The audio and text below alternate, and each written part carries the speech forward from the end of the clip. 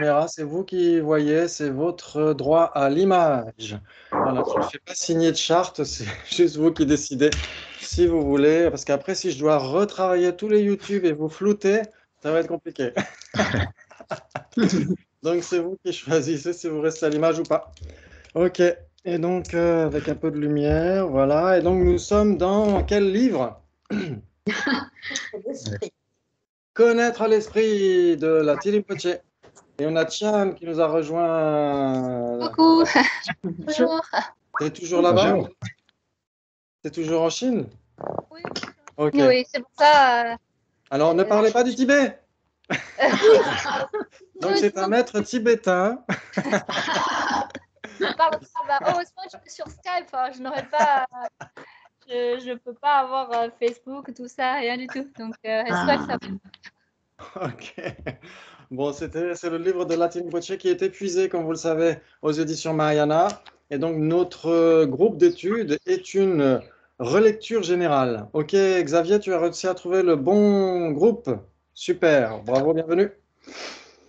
Bienvenue. Et donc, ok. Et normalement, je vous ai envoyé une charte. La plupart d'entre vous l'avez signée. C'est une charte de confidentialité à cause du copyright. Ouais, parce qu'on vous fournit le PDF. On vous fournit le PDF. Ouais. Donc, le PDF est soumis au copyright. Donc, pour les personnes qui n'auraient pas encore signé la charte, vous avez bien sûr le temps de le faire. C'est pas très grave. Et puis, je vous la renverrai si vous ne l'avez pas eu. Et si vous n'avez pas eu le PDF, vous le renverrez aussi. Ouais, donc il faudra simplement m'envoyer un message et puis je vous envoie tout ça. Ok. Très bien. Et donc, jusqu'à maintenant, on a été où? Division des consciences. Aux divisions des... On était là. Ok. Oui. Parce qu'on étudie bien sûr l'esprit, pas dans son aspect nécessairement expérientiel du Mahamudra, du Dzogpa Chenpo, etc., mais plutôt dans son aspect plus conventionnel, comment fonctionne l'esprit. Ouais. Comment est-ce qu'on sait qu'on sait? Comment est-ce qu'on sait qu'on ne sait pas, par exemple? Ouais.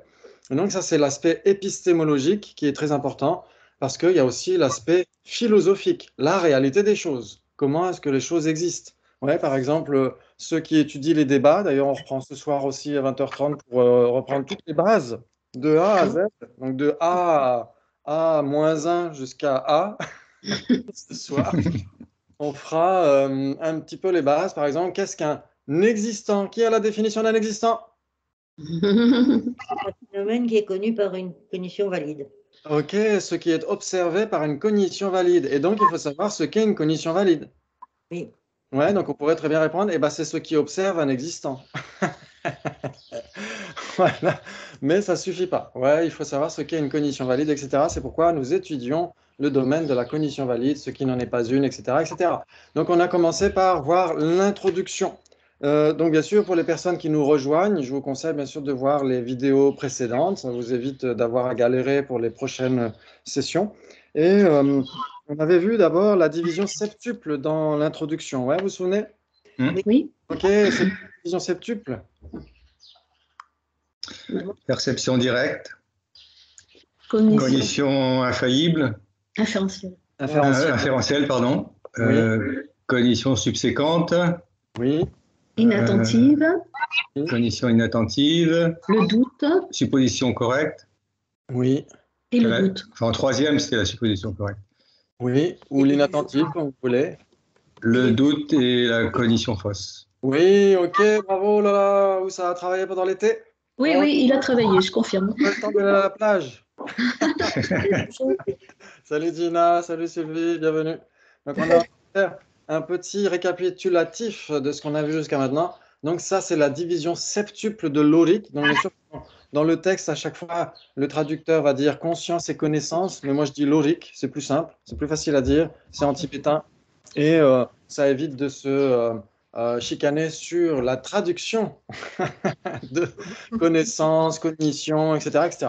Ok, donc la première, perception directe. Vous voyez à peu près ce que c'est qu'une perception directe. Ouais. Donnez-moi un exemple de perception directe. On te voit là. Là, vous me voyez. Ah, vous me voyez moi. Ah ouais? On voit ton image. Ok, vous voyez mon image. On voit ton corps. Perception directe. Exactement, c'est une perception directe. Ensuite, la cognition inférentielle, qui a un exemple. Le son est impermanent. Le son est impermanent. Il s'ensuit que c'est une cognition inférentielle. Le son est une cognition. Pourquoi? Le son. C'est un raisonnement correct. Voilà, si on raisonne, exactement, une conscience qui résonne juste, bien sûr, hein. Et donc, si on raisonne correctement, on emploie des raisons valides, la conclusion qui est engendrée dans notre conscience, cette conclusion sert de base à notre conscience inférentielle, notre cognition inférentielle. On déduit quelque chose, ouais, on infère, on déduit quelque chose. Ok, ça c'est une cognition inférentielle. Ensuite, il y avait la cognition subséquente. C'est quoi une cognition subséquente? Qui a un exemple? Le son est impermanent parce qu'on l'a déjà démontré. Donc, le son est une cognition subséquente. Le son est impermanent, est une cognition subséquente dans la mesure où je l'ai déjà démontré. Ok, donc quand on a déjà démontré quelque chose, ouais. Ou, Déjà réalisé. Déjà réalisé. voilà, déjà réalisé. Sabine, tu disais quelque chose aussi? C'était le deuxième moment d'une perception, en fait. Voilà, le deuxième moment de perception. Ok, par exemple, si je prends, si par exemple je fais coucou dans la rue à quelqu'un alors que c'est un arbre, une souche, c'est une perception, non? C'est pas vraiment une perception. Non, pas vraiment une perception, on ne peut pas l'appeler comme ça. Ok. Donc en effet, le deuxième moment d'une. Ok, si je dis par exemple le deuxième moment d'une cognition inattentive, est-ce que c'est une cognition subséquente? Non, elle doit être valide au départ. Ah, elle doit être valide au départ, exactement, tout à fait. Donc le deuxième moment d'une perception qui réalise son objet, ouais. Ah, bravo. Donc ça, c'est juste des petites précisions, vous verrez, c'est juste parce que on aime bien chipoter dans les traditions indo-tibétaines et on aime bien préciser les choses. Ok. Très bien, la cognition subséquente. Donc c'est un moment subséquent, ultérieur de perception qui réalise son objet ou de conscience conceptuelle. Ouais. Ok. Et ensuite, on a la, qu'est-ce qu'on a dit? La cognition inattentive, par exemple. Une illustration. On se promène dans la rue, on voit plein de choses, mais on les voit sans les voir. En fait, on est incapable de les détailler spécifiquement. Exactement, parce qu'on est tellement passionné par la discussion qu'on a sur l'Auric avec nos amis que, il y a des choses qui passent dans notre conscience sensorielle, mais on ne les certifie pas. Ouais, on ne peut pas dire exactement combien de maisons on a vues, quelle couleur elles avaient, etc. Surtout si on va en Alsace et que chacune a une couleur différente. Ok. Et donc, c'est encore plus compliqué. Donc, en effet, inattentive, une cognition inattentive, on peut dire par exemple, quand vous regardez l'écran en face de vous, l'ordinateur en face de vous, il est impermanent, vous êtes d'accord? Il change d'instant en instant, vous êtes d'accord? Oui. Est-ce que les changements successifs apparaissent à votre conscience visuelle? Non. Ah bon? Si. Il y a deux types de changements. Oui, voilà. Pardon. Oui. Je dis, il y a deux types de Bernard. changements. L'image qui change on voit tout le temps l'image, et en même temps, il y a l'ordinateur qui change aussi, mais que on ne voit pas. Ok. Donc, on va laisser tomber la table qui est devant vous. La table qui est devant vous, est-ce qu'elle change d'instant en instant de manière très rapide? Très rapide. L'impermanence subtile? Non? Elle n'est Non. pas impermanente. Si. Elle est permanente. Mais pas perceptible. Pas perceptible. Voilà. Ça change très rapidement. Si on observait au microscope, par exemple, électronique, on verrait les atomes qui changent d'instant en instant, très rapidement. Ouais. Donc ça, c'est l'impermanence subtile. Et encore, l'impermanence subtile est plus rapide encore que le changement, le mouvement des électrons, etc. Donc l'impermanence subtile apparaît à notre conscience visuelle, mais notre conscience visuelle ne le certifie pas, ne le réalise pas. Par exemple, un autre exemple, je vais vous montrer un certain nombre de pages. Voilà. Et vous allez me dire combien sont passées devant vos yeux. Bravo. Qui dit quoi? Imperceptible. Bah, pourtant, c'est apparu devant vos yeux, non? Si on faisait un retour en arrière avec la caméra au ralenti, vous pourriez dire, ah bah oui, jusqu'à la 121. Moi, je le sais, c'est jusqu'à la 121. Et donc, c'est apparu devant vos yeux, vous êtes d'accord? Je le refais. Je le refais encore une troisième fois. Et c'est toujours à la 121. Alors là, je suis à la 113. Et donc, est-ce que c'est apparu devant vos yeux ou pas? Oui. Ça, on ne peut pas le nier. Mais est-ce que votre conscience visuelle réalise? Oui, non. Non, Non. donc c'est inattentif. C'est ça qu'on appelle une cognition inattentive. Ouais, vous êtes d'accord? Ça veut dire que ça apparaît, mais ce n'est pas certifié à la conscience qui l'appréhende. Ouais, ouais, ça joue? Mhm. Ok, bravo. Donc ça, c'est la cognition inattentive. Ensuite, on a le doute. Le doute, c'est quoi qui est un exemple du doute?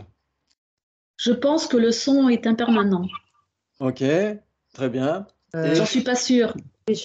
voilà, tu n'es pas sûr. Exactement. Tu n'es pas sûr, tu doutes un petit peu. Donc, c'est ce qu'on appelle en sanskrit samshaya. Samshaya, ce n'est pas le même doute que parmi les afflictions racines. Ouais, quand on étudie Oui. les facteurs mentaux, dans les facteurs mentaux, il y a les afflictions, ouais, les perturbations racines. Et parmi celles-ci, il y a le doute qui, en sanskrit, s'appelle vichikitsa. Ce n'est pas le même doute que celui-ci ici, parce que ce doute qui est une affliction nous empêche d'avancer. On n'arrive pas à trouver une solution. Ouais. Alors qu'ici, le doute, c'est le doute scientifique. Ouais, c'est est-ce que, tiens, peut-être que c'est permanent ou impermanent, je vais essayer de vérifier.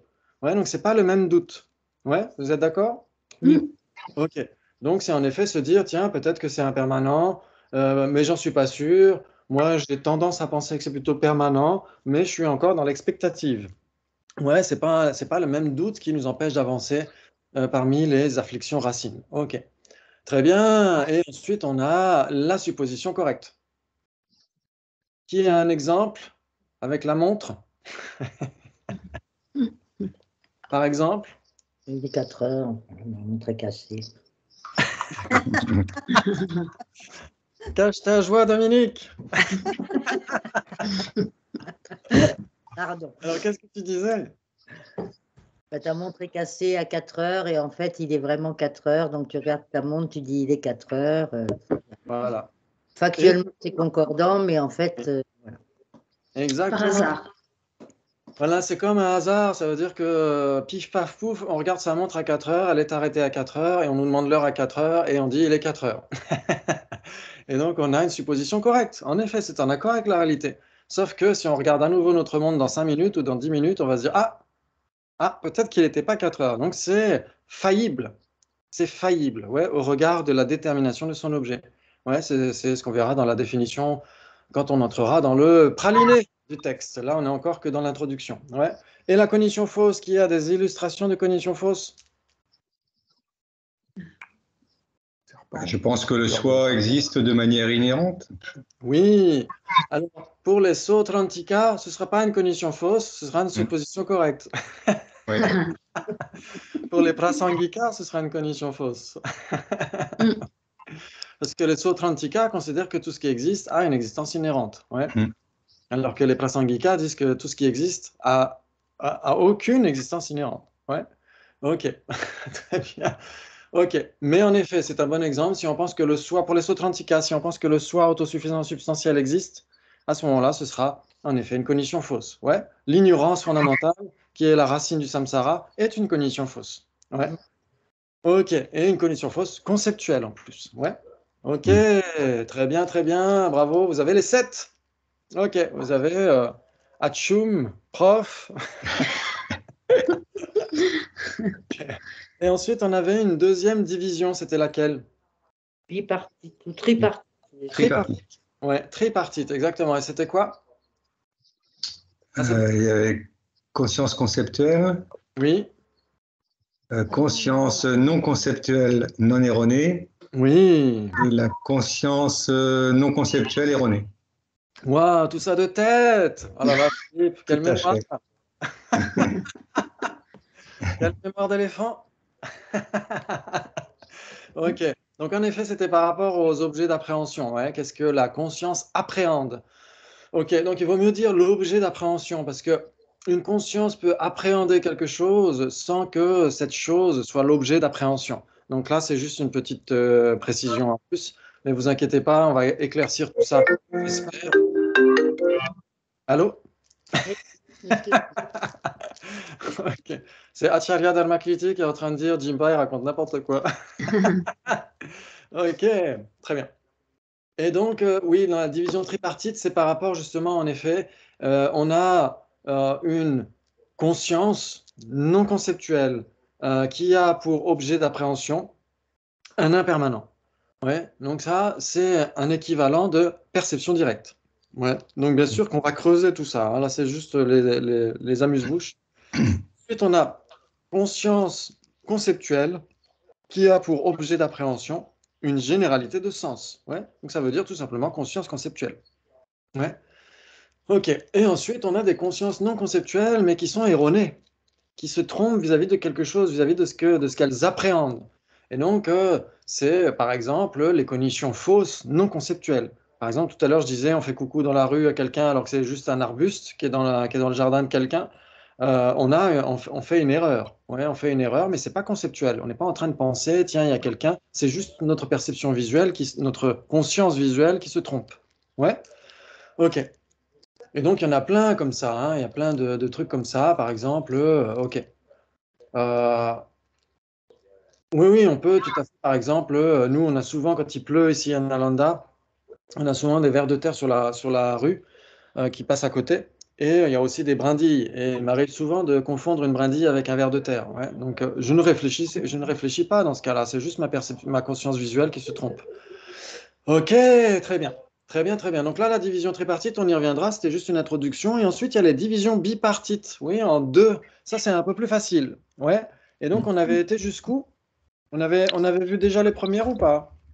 Oui, on est allé jusqu'aux cognitions erronées, non erronées, je crois, hein.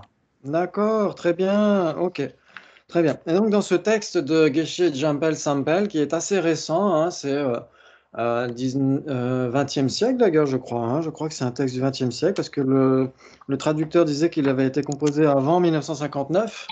Et donc, 1959, ça vous parle à tous, mais je ne dirais pas ce que à quoi ça renvoie. Pour Tian. Je suis pas très jeune que ça. Donc, c'est avant l'occupation chinoise illégale du Tibet. Ok. Donc, et donc ce texte parle de la division bipartite. Nous, quand on étudie au Basic Programme dans la FPMT, on étudie le Yongzi, on étudie le Lorik de Yongzi Chok. Il y a un écho. Et, et dans ce texte, il y a trois divisions bipartites. Il n'y en a pas autant que celui qu'on étudie maintenant, mais celui qu'on étudie maintenant, c'est une autre façon d'appréhender la conscience. Donc c'est pourquoi il y a 6 divisions bipartites. Ouais, donc on peut diviser les consciences en 2 catégories générales. C'est ça que ça veut dire. Donc on avait dit il y avait les cognitions. Ouais, il y a encore un écho. Ouais, je sais pas. Ouais. Et donc il y a soit les cognitions qui sont valides, soit les cognitions qui ne sont pas valides. Ouais. Oui. Alors, c'est quoi une cognition valide? Cognition nouvelle et infaillible. Une cognition nouvelle et infaillible. Il faut que ce soit une cognition. Ouais. Il faut que ce soit une cognition. Il faut que ce soit un événement mental, un événement cognitif. Ouais. Donc ça, c'est très important chez les Sautrantika. Pourquoi? Parce que les Vaibhashika, l'école immédiatement antérieure, ne va pas dire cognition. Ne va pas dire cognition. Les Vaibhashika vont dire qu'une cognition, par exemple, la faculté visuelle, appréhende son objet aussi. Pas uniquement la conscience visuelle, mais la faculté visuelle aussi. Et donc, une faculté, c'est de la matière, c'est pas de la conscience. Donc, c'est pourquoi les Vaibhashika ne diront pas cognition. Ils diront simplement nouveau et infaillible. Ouais. Ok. À partir des Sautrantika, puis les Chittamatra, puis les Madhyamika vont tous dire cognition, parce que pour eux, la faculté mentale, la faculté visuelle, Visuel. sensorielle en général, n'appréhende pas son objet. Il n'y a que les consciences qui appréhendent leurs objets. Ouais, que les cognitions. Et donc, c'est pourquoi, dans cette définition d'une cognition valide, on doit dire cognition à partir des Sautrantika. Ok, ça parle à tout le monde ou ça va trop vite? Si ça va trop vite, n'hésitez surtout pas, hein. J'encourage vivement les gens à dire oh là là, calme les chevaux. Ouais, parce que sinon, après, on se dit oh là là, ça a été vite et tout. J'ai pas eu le le temps d'en placer une, j'ai pas eu le temps de poser les questions, etc. Au contraire, je vous encourage vivement à m'interrompre et à dire, OK, ça veut dire quoi, etc. Qu'est-ce que tu as dit? T'as bafouillé, t'articules pas, on n'a rien compris. OK, très bien. Donc, cognition, nouvelle et infaillible. Donc, la nouveauté, elle est très importante pour les Sautrantika parce que dans leur interprétation de pramana, ouais, pramana, ça veut dire cognition valide, ça peut vouloir dire aussi autorité valide, etc. Mais ici, dans notre contexte de l'oric, ça veut dire cognition valide. Et la première syllabe, pra, il l'interprète comme étant pratama en sanskrit. Pratama, ça veut dire nouveau. Ouais. Et un petit peu comme premier dans le sens premier dans le temps. Ouais. Alors que les prasangika interprètent le pra de pramana comme étant pradhana, et ça veut dire principal, comme premier dans Premier ministre. Ouais. Le Premier ministre, c'est pas nécessairement le premier qui a été, comment dire, nommé, etc., ou élu, etc. C'est simplement parce qu'il est principal parmi les ministres, ouais. Premier ministre. Et donc les prasangika vont dire que le pra, il est premier dans ce sens-là, de principal. Et donc, c'est pourquoi les prasangika n'ont pas besoin de rajouter nouvelle et infaillible. Ils vont dire simplement une cognition infaillible au regard de son objet principal. Est-ce que ça joue jusqu'à maintenant? Oui. Oui, ok. Très bien. Donc, cognition nouvelle, parce qu'il faut qu'elle réalise par son propre pouvoir, c'est ça que ça veut dire. Elle réalise son objet par son propre pouvoir. C'est ça la nouveauté chez les Sautrantika. Et infaillible. Infaillible, c'est très important. Ça veut dire qu'elle réalise son objet. Une cognition infaillible doit réaliser son objet. Ouais. Par exemple, est-ce qu'une supposition correcte est en accord avec la réalité ou pas? Elle ne réalise pas son objet. Ouais, mais est-ce qu'elle est en accord avec la réalité? Elle est factuelle, oui. Donc, Oui, Elle est factuellement concordante. Si vous regardez Oui. l'heure à 4 heures et qu'il est 4 heures, vous êtes en accord avec la réalité. Est-ce qu'elle réalise son objet pour autant? et non. Non, exactement. Donc en effet, réaliser son objet pour une cognition ne veut pas nécessairement se résumer au fait d'être en accord avec la réalité. Ça ne suffit pas. Ouais. Il faut être en accord avec la réalité et dans le sens de trancher les surimpositions, d'éliminer les surimpositions. Par exemple, quand on apprend l'alphabet, je ne sais quoi moi, l'alphabet tibétain, par exemple, ka, ka, ga, nga, etc., on tranche les surimpositions par rapport à ce qui ne serait pas ka, ka, ga, nga, etc. Ouais. Une surimposition, c'est-à-dire ne pas connaître, Mhm. tout simplement. Et donc, quand on apprend ka, eh ben, on connaît ka. Et donc, on tranche l'inconnaissance par rapport à K. Ouais. Oui. On tranche l'ignorance par rapport à K, ou par rapport à A, B, C, D, si vous préférez. Ouais, si on apprend l'alphabet français, A, B, C, D, on tranche les surimpositions par rapport à A, B, C, D. Quand on ne connaissait pas A, B, C, D, cette inconnaissance est tranchée. Cette surimposition est tranchée quand on apprend A, B, C, D. Ouais, ça parle à tout le monde? Mhm. Ok, donc trancher les surimpositions, éliminer les surimpositions, ou encore en tibétain on dira Chedun Topa, ça veut dire atteindre l'objet identifié. Atteindre l'objet identifié. C'est ça que on dit souvent dans les traités d'épistémologie pour parler de la réalisation. Réaliser un objet, ça veut dire atteindre l'objet identifié. Notre conscience atteint son objet. Elle contacte son objet, on pourrait dire. Cet objet qui est parfaitement identifié. Ouais, ça joue? Mhm. Ok, donc réaliser, certifier, authentifier, connaître, on pourrait dire, comprendre, tout ça, c'est équivalent. Ouais, Mhm. réaliser, certifier, etc., etc. Et comprendre. Ouais, c'est ce que nous avait dit Venerable Geshe Gensen pendant le Peba. Il nous avait dit, pas, ça veut dire certifier, shewa, comprendre, et tokpa, réaliser, ça veut dire, c'est équivalent. Ouais, ok. Donc ça, c'est très important. Donc une cognition nouvelle et infaillible, c'est un événement cognitif qui réalise par son propre pouvoir, ouais, qui réalise, parce qu'elle est infaillible, nouvellement, par son propre pouvoir. C'est ça que ça veut dire, ouais. Ouais, ça parle à tout le monde? Oui. Oui. Ok, waouh, vous êtes déjà des experts. C'est super, bravo, bravo. Très bien. Donc, dans toutes les cognitions qu'on a, il y a des cognitions qui sont valides et il y a des cognitions qui ne sont pas valides. Par exemple, dans la division septuple, lesquelles sont valides nécessairement? L'inférentiel et Et la perception directe. Direct valide. direct valide, ouais. Ouais. Elle peut être non valide. Oui. Donc, dans la division septuple, si vous avez le tableau sous les yeux, il y a les perceptions directes, les cognitions inférentielles, les cognitions subséquentes, les cognitions inattentives, le doute, la supposition correcte et la cognition fausse. Parmi ces 7, on pourrait dire, si on prend le texte de Geshe Sampel ici, aucune n'est nécessairement valide.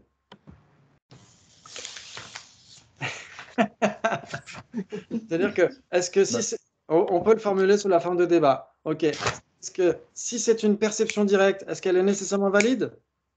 Non. Non. Par exemple, Cognition fausse. est-ce qu'une cognition fausse peut Non, être une perception directe? Deuxièmement, Non erroné. Oui. Si on parle d'une perception directe inattentive. Oula. Ouais, ça résonne chez Tian. Ah Il y a- bon Il y a 10 satellites qui t'observent, c'est pour ça. C'est vrai.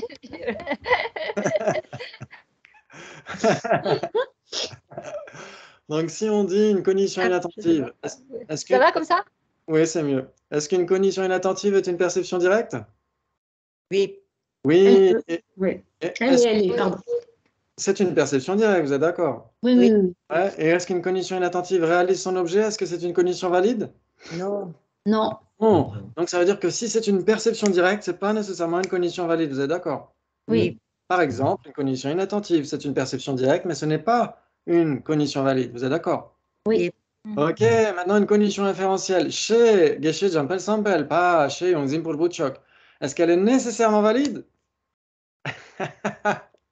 Oui. Ah, Je dirais oui. Ça Ok. dépend des maîtres. Et comme on dit dans le Père Noël est une ordure, ça dépend, ça dépasse. Ok, donc si ça dépend, c'est pas nécessairement le cas. Vous êtes d'accord?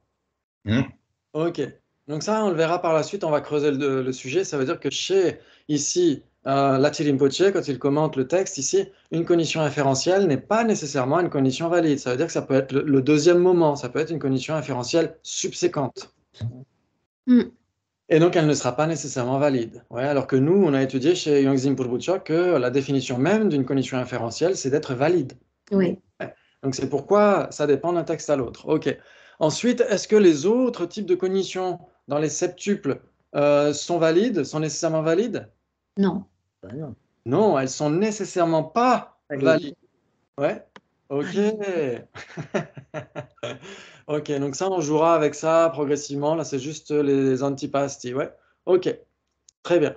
Par exemple, ok. Par exemple, vous pensez au son qui est impermanent. Vous n'analysez pas nécessairement. Vous pensez, ou alors simplement pensez à vos chaussures. C'est une conscience conceptuelle ou pas? Oui. Oui. Est-ce que cette conscience conceptuelle est une cognition valide? Elle est valide. Oui. Elle est valide parce que? Non, elle n'est pas valide. Mais elle ne réalise pas nouvellement son objet, puisque les choses, enfin, c'est une image qu'on a depuis longtemps. Oui, exactement. On pourrait dire que elle est en accord avec la réalité. Elle est factuellement concordante. Ouais, c'est-à-dire que vous pensez à vos chaussures, c'est bien vos chaussures, elles sont bien là, etc. Donc votre conscience conceptuelle est en accord avec la réalité. Mais pour parler de réalisation nouvelle, dans ce cas-là, il faudrait inférer quelque chose. C'est-à-dire, bah, c'est mes chaussures parce que je les ai posées là tout à l'heure, etc. Et là, on a une inférence. Et là, on réalise nouvellement. Ouais.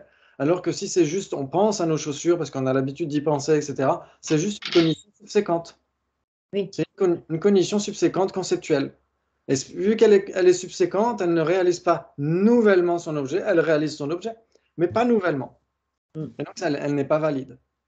Ouais. Ça veut dire que notre conscience, il y a beaucoup de subtilités. Ça veut dire qu'une conscience peut réaliser son objet sans être valide. Ouais. Par contre, l'inverse est vrai. Si une conscience est valide, elle réalise nécessairement son objet. Oui. Ça marche dans un sens, mais pas dans l'autre. Ouais. Ça veut dire quoi? En termes techniques de débat, ça veut dire que si on compare cognition valide et cognition factuellement concordante qui est en accord avec les faits ou qui réalise son objet, comme vous voulez. Entre une conscience, une cognition valide et une cognition qui réalise son objet, il y a combien de possibilités? 3. Il y a 3 possibilités. OK. Qui voit ce que veut dire 3 possibilités? Tu peux répéter la question, pardon? Entre ce qui réalise, j'ai pas tout. Entre la conscience qui, pardon? Une cognition valide et une conscience qui réalise son objet. Cognition valide.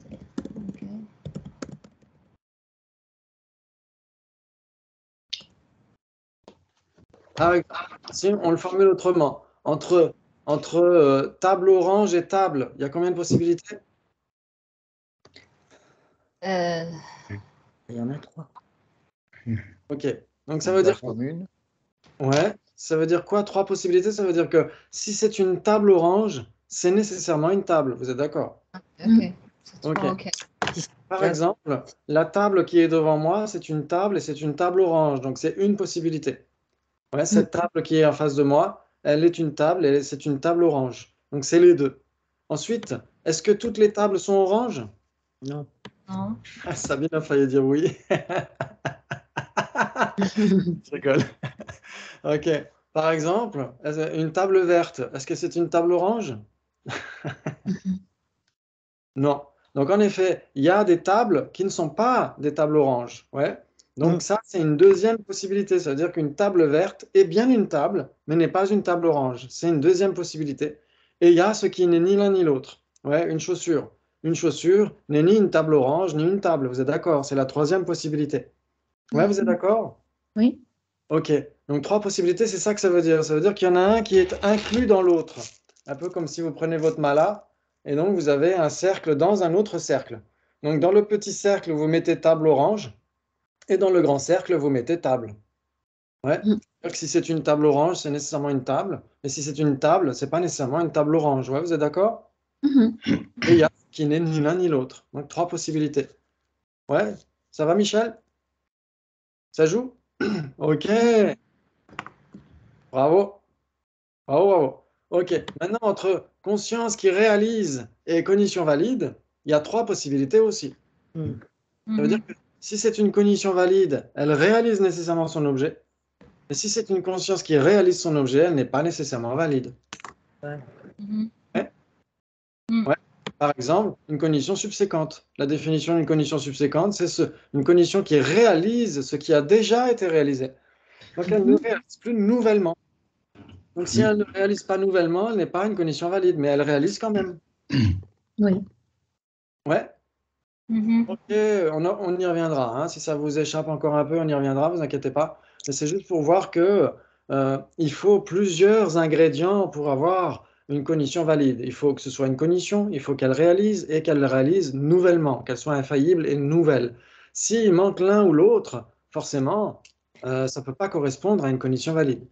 Ouais, s'il manque la nouveauté, si on n'a qu'une cognition qui réalise, eh ben, on ne peut pas avoir une cognition valide. On a juste une conscience qui réalise. Ouais, ouais, ça joue. Ouais, bravo, très bien. Donc ça, bien sûr que le débat du vendredi soir, c'est fait justement pour apprendre à comparer ces phénomènes, 3 possibilités, 4 possibilités, etc., justement pour qu'on se familiarise avec tout ça. Ouais, c'est pourquoi ce soir, on reprendra vraiment toutes les bases par rapport à tout ça, parce qu'il y a pas mal de gens, enfin pas mal de gens, je ne sais pas, il y aura des gens qui vont se connecter à nos groupes et ce serait bien de reprendre tout ça pour ensuite continuer sur l'orique et sur la logique aussi, sur Tariq. Donc on essaiera de voir ça progressivement. OK. Donc là, ici, on a vu qu'il y avait des conditions valides et conditions non valides. OK. Et ensuite, il y a les conditions conceptuelles et non conceptuelles. Très bien. Vous pouvez me donner des exemples de conscience conceptuelle? L'inférentiel. L'inférentielle, elle est conceptuelle. Parce que quand on déduit quelque chose, logiquement, eh ben, c'est conceptuel. On ne peut pas déduire logiquement avec notre conscience sensorielle. Ce n'est pas possible. Ouais. OK. Très bien. Très bien. Et donc, un souvenir aussi. Un souvenir, c'est une conscience conceptuelle, ouais. OK, parce qu'on a une généralité de sens à l'esprit. OK. Très bien. Et les consciences non conceptuelles, il y en a beaucoup. Ouais, par exemple. La perception directe, déjà. Visuel, auditif. Conscience sensorielle. Exactement, toutes les consciences sensorielles. Exactement. sont nécessairement non conceptuelles. Et on pourrait même, au sens plus large, toutes les perceptions directes, en effet, toutes les perceptions directes sont nécessairement libres de conceptualisation. Ouais, sont nécessairement non conceptuelles. Ok, bravo, bravo, c'est super, c'est très encourageant. Ensuite, on a les cognitions erronées et non erronées. Donc ça, c'est un peu similaire, mais c'est quand même, ça implique des choses plus vastes. C'est-à-dire que c'est quoi une cognition erronée? Qui se trompe sur son objet. Un Alors, objet d'apparence. voilà, son L'engagement. objet apparent. Son objet apparent, son objet apparaissant, comme c'est marqué ici. Ok, très bien. Donc c'est là où c'est très important d'avoir cette distinction sur les objets. Ouais. Donc l'objet apparent, on avait vu que ça a été défini par exemple par le premier Dalai Lama, Gyalwa Gendenju, ouais, dans son texte, le Tsema Rigyen, où il dit que la définition de l'objet apparent ou apparaissant, comme vous voulez, c'est ce qui se manifeste, c'est ce qui est connu par la simple apparence de cet objet. Ouais. Chöde nansang egone topar jawa, ouais, ou rikpar jawa. Ce qui est connu au moyen de la simple apparence par cet objet. Ouais, ça veut dire que cet objet engendre une simple apparence à l'esprit et l'esprit appréhende la simple apparence de l'objet. Ouais, c'est ça l'objet apparent. Ouais, ok. Donc c'est ce qui se manifeste, on pourrait dire, c'est ce qui contacte directement notre conscience, ce que notre conscience contacte directement. On pourrait dire ça comme ça. Ouais, par exemple, vous avez une table en face de vous. Cette table, il y a des rayons lumineux qui vont la toucher, elle va en absorber une certaine partie de ces ondes lumineuses et elle va en renvoyer une certaine partie. Et donc ces ondes lumineuses vont être projetées jusqu'à notre œil, puis transformées sous forme de signaux électrochimiques, etc., et jusqu'au cerveau, puis la conscience, etc., etc. Donc ça, c'est la perception sotrantika. Ok. Et donc, on pourrait dire que ce faisceau d'informations qui est projeté à notre conscience, c'est ça l'objet apparent. Ouais, on pourrait dire que c'est ça l'objet apparent. C'est l'aspect projeté par l'objet lui-même. Ouais, ça vous parle? Mhm. Ok. Et on pourrait dire que ce qui est l'objet d'engagement, c'est ce vers quoi s'engage notre conscience. Ouais. Mhm. Ce que comprend notre conscience. Donc il y a l'objet apparent, donc c'est ce que contacte directement notre conscience, on pourrait dire, et l'objet d'engagement, c'est ce qu'elle comprend. Donc pour une perception directe, ça semble assez similaire. Ouais. Mhm. C'est-à-dire que la table qui est l'objet apparent est aussi la table qui est l'objet d'engagement. Ouais. Par contre, pour la conscience conceptuelle, c'est très différent. Pour la conscience conceptuelle, c'est très, très différent. Quand on pense à une table, l'objet apparent, c'est quoi? C'est la représentation conceptuelle. Ouais, c'est le reflet dans la conscience conceptuelle. Ça, c'est l'objet apparent. Mais l'objet d'engagement, ce sera la table. Et donc, la table et le reflet conceptuel sont très différents dans ce cas-là. Ouais, ouais, ça parle à tout. Oui. Ouais, ça parle à tout le monde. Xavier, Sylvie? C'est compliqué, mais je me familiarise doucement, hein. Ok, bravo. Il me manque des notions, mais ça va, il faut que je réécoute. Ouais, ok. Oui, parce que toi, tu n'avais pas suivi les premières rencontres au Choling de Toulouse, les toutes premières qu'on avait faites il y a 2 ans. Tu n'étais pas là encore. Oui, enfin, j'en ai suivi, mais je me rends compte que là, il y a beaucoup de lacunes, il faut que je réécoute. Ouais. Mais ça va, j'ai les vidéos, je peux réécouter, me familiariser. Ok. Notions. Pas grave. Ouais. Parce qu'à Toulouse, on avait commencé par ça. On avait commencé par la philo, on avait fait l'oric, etc., pour que les gens se familiarisent avec tout ça, mais on a vraiment touché les choses de manière superficielle. Alors que Oui. là, on entre vraiment dans le croustillant. Là, c'est le praliné croustillant. Et en suivant les replays, ça aide aussi. Ouais, tout à fait. Ok. Très bien. Donc, c'est là où on a une distinction entre les objets, l'objet apparent et l'objet d'engagement. On pourrait dire que ce sont les deux objets principaux, parce qu'il y en a d'autres, il y a des distinctions, il y a des raffinements un peu qui sont apportés. Mais là, pour l'instant, si on a déjà cette compréhension de l'objet apparent et l'objet d'engagement, il est plutôt défini par Kedugje. Ouais, quand, je crois que oui, c'est dans le Dedun Yiki Munsel, dans son texte qui éclaircit le sens des 7 traités sur la cognition valide d'Acharya Dharmakirti, où il dit il donne la définition d'un objet d'engagement d'une cognition valide, en fait. Hein. Il dit c'est ce qui est ce qui demeure comme étant parfaitement établi par cette cognition valide. Ouais. Ouais. Ouais, il donne deux définitions, en fait. Il donne deux définitions de l'objet d'engagement. Mais oui, c'est ça qui est intéressant d'ailleurs. Mais en tout cas, ce qu'il faut comprendre, c'est que c'est en effet l'objet tel qu'il est certifié ou parfaitement déterminé, parfaitement certifié par la conscience. Ouais. Ce n'est pas le simple objet qui apparaît, c'est ce que comprend notre conscience. Ouais. C'est ça qu'il faut garder à l'esprit. Ouais, ça joue jusqu'à maintenant? Ok, très bien. Donc maintenant, si une conscience se trompe à l'égard de son objet apparent, c'est une conscience erronée, une cognition erronée.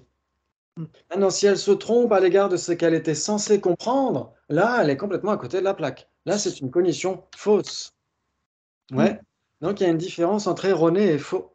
Ça veut dire que, quand, voilà, ok, par exemple, on prend l'exemple, bien sûr que dans le cas du miroir, c'est une perception directe, mais c'est pourquoi cet exemple a ses limitations. Mais le miroir nous permet de comprendre comment fonctionne la conscience conceptuelle. Ouais. Ok, vous regardez votre visage dans le miroir. Ok. Et vous avez quelqu'un qui est à côté de vous, etc. Donc vous allez en effet brosser les cheveux, je ne sais pas, ça dépend si vous habitez dans un monastère ou si vous êtes comme Michel, pas certainement, certainement pas. Ok, donc vous allez vous brosser les dents en vous regardant dans le miroir. Ok, très bien. Donc vous, quel est l'objet apparent? C'est le reflet dans le miroir, vous êtes d'accord? Maintenant, l'objet d'engagement, c'est votre visage à vous, c'est ce que comprend votre conscience. Ouais. Si maintenant vous commencez à brosser les dents du reflet dans le miroir, ou si vous commencez à brosser les dents de votre voisin, là, vous vous trompez complètement. Là, c'est une cognition fausse, vous êtes d'accord? Très bien. Par contre, si vous brossez bien les dents, ok, tout va bien, vous êtes en accord avec la réalité. Par contre, comme on est obligé de passer par le reflet dans le miroir, il y a quelque chose d'erroné. Notre visage apparaît de manière distordue dans le miroir. Et le reflet donne l'impression d'être notre visage. En plus, la gauche est à droite et la droite est à gauche, etc. Il y a quelque chose d'erroné là. Ouais. Malgré tout, on accède parfaitement à l'objet d'engagement grâce à ce reflet. Ouais, tout le monde est d'accord? Ok, très bien. On pourrait employer l'exemple de la cam. Ouais, tout à l'heure, on disait, bah, je te vois, etc. Bon, en fait, c'est une image de nous qu'on voit. Et donc, grâce à cette image, on accède à nous. Par exemple, moi, j'accède à vous grâce à l'image sur l'écran. Donc, l'image sur l'écran donne l'impression d'être vous, mais n'est pas vous. Vous êtes d'accord? Ouais. Donc, il y a quelque chose d'erroné là. Malgré tout, l'objet d'engagement est tout à fait certifié. Je peux certifier qui est Sabine, qui est Bernard, etc., etc. Vous êtes d'accord? Oui. Ok, ça fonctionne comme ça, la conscience conceptuelle. La conscience conceptuelle, c'est comme une caméra, ou comme un reflet dans un miroir. L'objet apparent n'est jamais l'objet d'engagement, mais donne l'impression d'être l'objet d'engagement. Donc, il y a quelque chose d'erroné. C'est pourquoi une conscience conceptuelle est nécessairement une cognition erronée, mais n'est pas nécessairement une cognition fausse. Si par exemple, je m'adresse à Bernard et je lui dis, alors Sabine, comment vas-tu? Là, ce serait une cognition fausse. Vous êtes d'accord? Je me trompe sur l'objet que j'étais censé comprendre. Je me trompe sur l'objet d'engagement. Ou si je dis à Sabine, alors comment vas-tu Bernard? Là, je me trompe complètement sur la personne. Ouais, ou si je dis, bah tiens, Sylvie, aujourd'hui, a changé de prénom, d'habitude, elle s'appelle Gina. Je me trompe complètement, je suis complètement à côté de la plaque. Oh, ça ne marche pas. Ouais, vous êtes d'accord? Vous n'entendez pas? Ça a fait taché. Taché, ouais. À partir d'où? Ouf, on n'entend rien. À partir de 8h30, j'espère pas. Ah, Ça y est, ça y est. Ok. Donc, très bien. Ça a coupé? Ouais, C'était haché. C'était haché. Quand je parlais à Bernard, c'est ça? Ok. Si par exemple, je m'adresse à Bernard, que je lui dis « Salut Sabine, comment vas-tu ?» C'est faux. Dans ce cas-là, est-ce que c'est une cognition fausse ou pas? Oui, j'espère. Oui, Dominique confirme. Ok. Donc, en effet, si je dis à Sylvie, tiens, d'habitude, tu t'appelles Dominique et tu as changé ton prénom, etc., je serai complètement à côté de la plaque aussi. C'est-à-dire que je me trompe à l'égard de l'objet que je serais censé comprendre. Et là, ce serait une cognition fausse. Ce ne serait pas que erroné, ce serait en plus faux. Vous êtes d'accord? Oui. Ok, bravo, bravo, bravo. Bravo. Ok. Donc c'est pourquoi il y a cette division bipartite entre les consciences erronées et les consciences non erronées. Une conscience non erronée ne se trompe nécessairement pas sur son objet apparent. Et donc encore moins sur son objet d'engagement. Ouais. Mm. Ok, très bien, très bien. Et ensuite, il y a les cognitions mentales, les cognitions sensorielles. Ok. Est-ce que quelqu'un pourrait me donner l'illustration d'une cognition mentale? N'importe quel conceptuel. Oui, n'importe quel conceptuel est nécessairement mental. Ouais. Ok. Mhm. Très bien. Très bien, très bien, très bien. Et donc, ok. Ok. Parfait. Et donc, une cognition sensorielle. N'importe laquelle. Visuel, auditive, tactile. Exactement. Voilà, très bien. On a combien de consciences sensorielles? 5. 5. Visuel, auditive, olfactive, gustative, tactile. Ouais.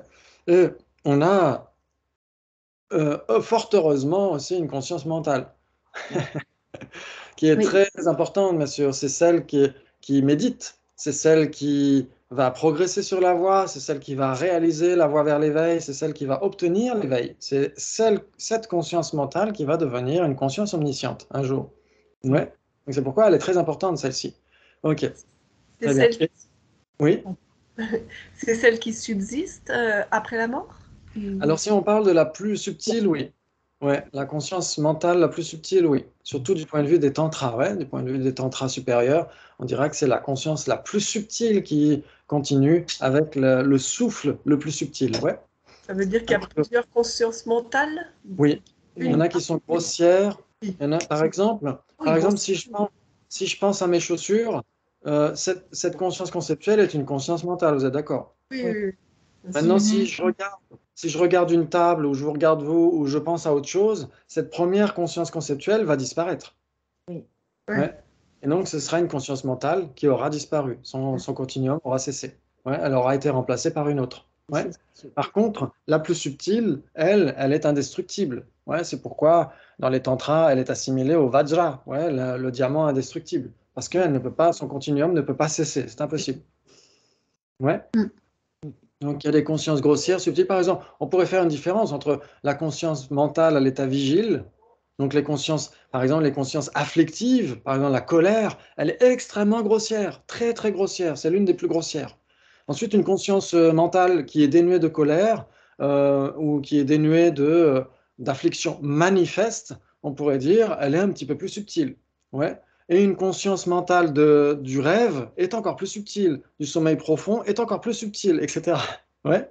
Oui. Excuse-moi, dans la conscience mentale, donc tu ajoutes aussi les facteurs mentaux. C'est la conscience mentale et les facteurs mentaux.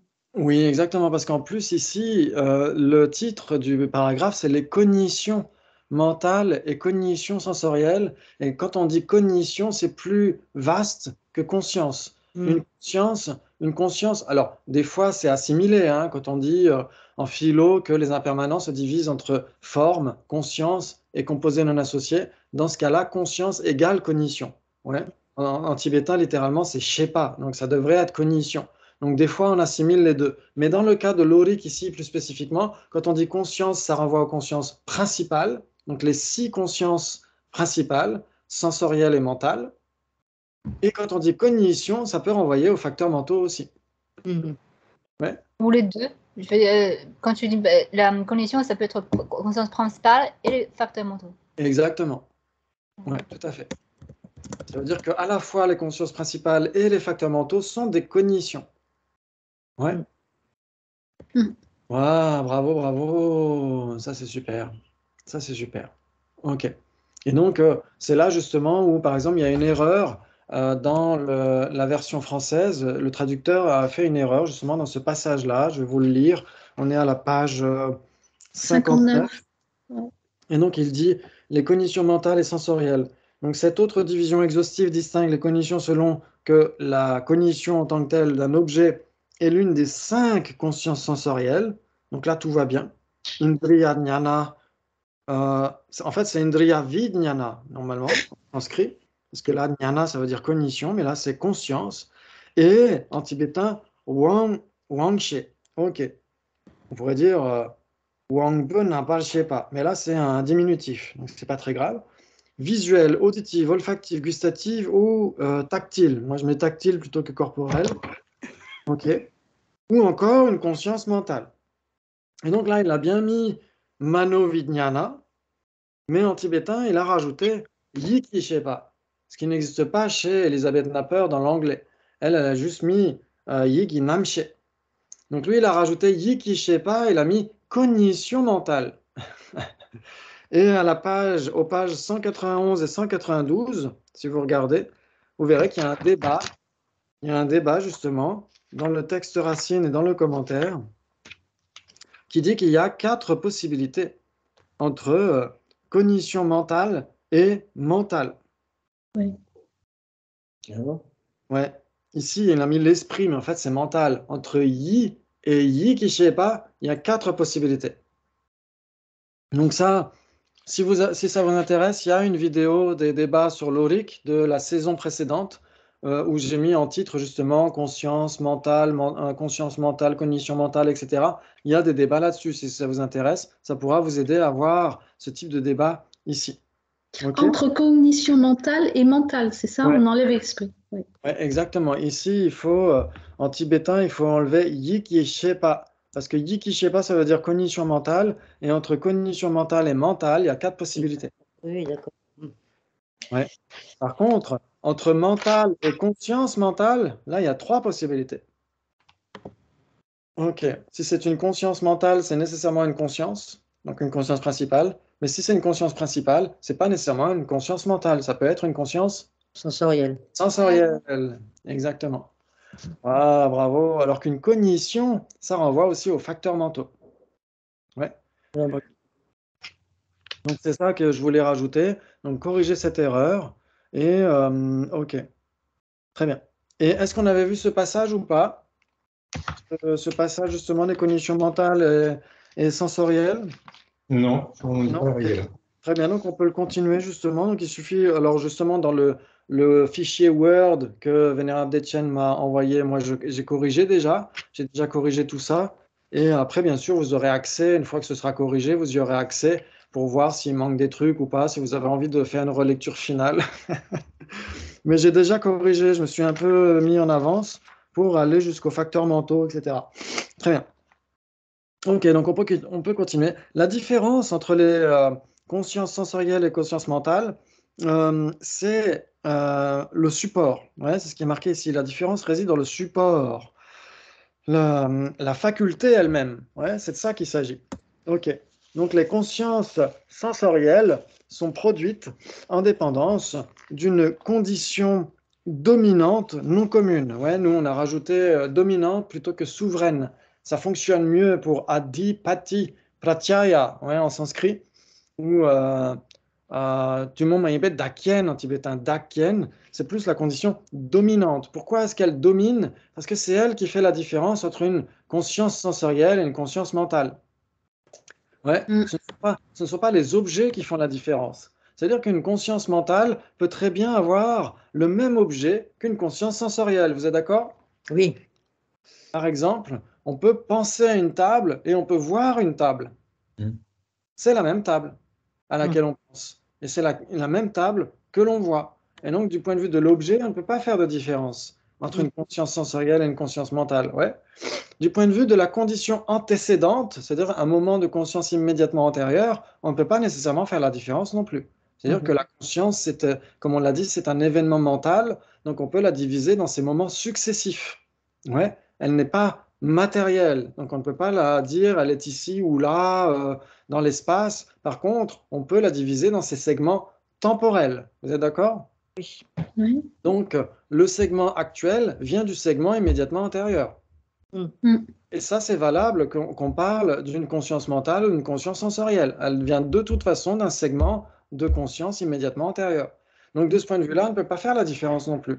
Par contre, on peut faire la différence du point de vue de la troisième condition, le support, la faculté elle-même. Est-ce que c'est une faculté mentale ou est-ce que c'est une faculté physique? Si c'est une faculté mentale, la condition dominante, on va parler de conscience mentale. Si elle est produite en dépendance d'une faculté physique, une faculté matérielle, comme la faculté visuelle, auditive, etc., on dira c'est une conscience sensorielle. Vous êtes d'accord? Mhm. Ah, bravo, bravo, bravo. Ok, c'est super. Très bien. Donc les consciences sensorielles sont produites en dépendance d'une condition dominante non commune qui est une faculté physique, visuelle, auditive, olfactive, gustative et tactile, ouais, qui est une matière claire, ouais, subtile, lumineuse. En fait, clair, ça veut dire subtil dans ce cas-là. Ouais, il n'y a pas besoin de mettre lumineuse, moi je l'ai enlevé. Localisable dans l'organe sensoriel. Œil, oreille, nez, langue, ensemble du corps. Ouais, ça veut dire que cette faculté, c'est de la forme subtile, elle n'est pas perceptible à l'œil nu. C'est pourquoi on dit que c'est de la matière claire, ouais, en tibétain. Ok. Et ensuite, les consciences mentales sont produites en dépendance d'une faculté mentale. C'est un moment immédiatement antécédent de conscience. Ok, très bien. Très bien, très bien. Les cognitions sensorielles sont nécessairement non conceptuelles. Ouais, une conscience sensorielle ne peut pas penser. Les cognitions mentales peuvent être conceptuelles ou non conceptuelles. Ouais. C'est-à-dire que, par exemple, une clairvoyance, quelqu'un qui a la clairvoyance de ses vies passées ou qui a la clairvoyance de l'esprit d'autrui, ne pense pas. C'est une perception mentale directe. Ouais. Ok. Mais quelqu'un qui pense le son est impermanent car il est produit, là, c'est une conscience mentale aussi, mais celle-ci est conceptuelle. Ok, très bien. Très bien. Donc l'inférence, la supposition correcte, le doute parmi les divisions septuples, etc., sont des consciences mentales conceptuelles. Ouais. Une conscience conceptuelle est nécessairement mentale et ne peut être sensorielle. Ouais. Ça, c'est clair. Oui. Ouais. Ok, waouh, c'est super, bravo, bravo. Et donc, on a terminé pour aujourd'hui. Est-ce que vous avez une question ou deux questions ou une et demie? Donc, on essaiera de se rendre à peu près chaque vendredi matin, en fonction de mes possibilités. Et donc, je vous renverrai la charte si vous ne l'avez pas eu et le PDF si vous ne l'avez pas eu. Il suffit de me le dire. Et ensuite, on essaiera de continuer sur cette relecture qui est passionnante et on pourra faire des petits débats si ça vous intéresse aussi. Et le vendredi, c'est plutôt tous les 15 jours, sauf au mois d'octobre, il y aura 2 vendredis qui vont suivre. J'ai changé une date. Et donc, vous avez les dates sur Facebook, vous avez toutes les dates. Et si vous avez besoin de plus d'infos, il suffit de me contacter, n'hésitez surtout pas. Et tout cela est entièrement libre, il n'y a aucune obligation, vous faites comme vous voulez, c'est en fonction de votre emploi du temps, de votre motivation, etc. Il n'y a pas de maître et des disciples, c'est juste des étudiants du Dharma qui étudient ensemble. Ouais. C'est pour ça qu'il n'y a pas de prière au début, il n'y a pas de prière à la fin, chacun est libre de sa motivation et de ses dédicaces. Ouais, ok. Merci beaucoup, et donc à vendredi prochain. Excusez-moi, Vénérable. Ouais. Oui, pardon, c'est juste pour demander, est-ce que tu as 2 minutes ou pas? Oui, alors on va éteindre et on va se rallumer. Non. Oui, en fait, c'est juste pour, Ok. voilà, Pas de ça ne souci. concerne pas le groupe, donc... Ouais, pas de souci. J'éteins Merci. et on se rallume. Bah, sinon, je Ciao à t'appelle tous, merci. sur Bonne mon semaine. Skype perso. Oui, ok. Ok, merci. Merci beaucoup, bye bye. Bye. Salut.